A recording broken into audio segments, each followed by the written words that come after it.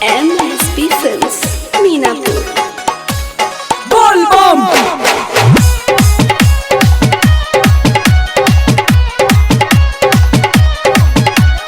बोल बम। आप सुन रहे हैं अनुराग आर्या को। लाई निकील के कंवरिया जी चली भोले बाबा के दुआरिया जी। लाई निकील के कंवरिया जी चली भोले बाबा के दुआरिया जी।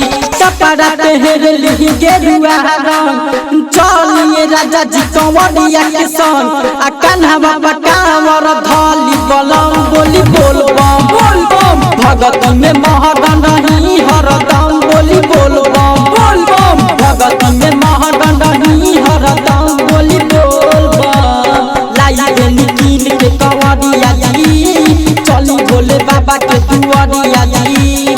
लाई निकील के कंवरिया जी चली भोले बाबा के दुआरिया जी।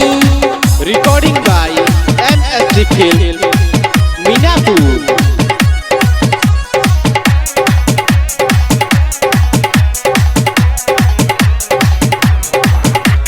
मचल बाटे सगरो और हल चल ढारिए राजा जी शिव जी के जल कान्हा कांवर धली बलम बोली बोल बम बोल बम। भगती में महरन नहीं हरदम बोली बोल बम। लाई निकील के कंवरिया जी चली भोले बाबा के दुआरिया जी। लाई निकील के कंवरिया जी चली भोले बाबा के दुआरिया जी।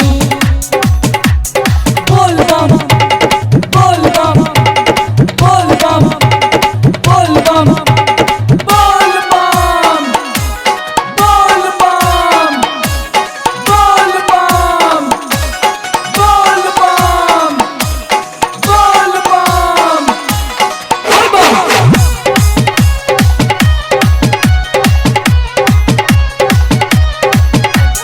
बाबा के महिमा में जग में अपार हर लिए दुख राजा सगरी तोहार कान्हा बाबा कांवर धली बलम बोली बोल बम बोल बम। भगत में महरन नहीं हरदम बोली बोल बम। लाई निकील के कंवरिया जी चली भोले बाबा के दुआरिया जी। लाई निकील के कंवरिया जी चली भोले बाबा के दुआरिया जी। बोल बम बोल बम बोल बम बोल बम बोल बम। जात बारे संगे है अभिषेक रोशन छोड़ी चिंता है अनुराग सजन कान्हा कांवर धली बलम बोली बोल बम बोल बम। भगत में महरन रही हरदम बोली बोल बम बोल बम। लाई निकील के कंवरिया जी चली भोले बाबा के दुआरिया जी। लाई निकील के कंवरिया जी चली भोले बाबा के दुआरिया जी। आप सुन रहे हैं अनुराग आर्या को।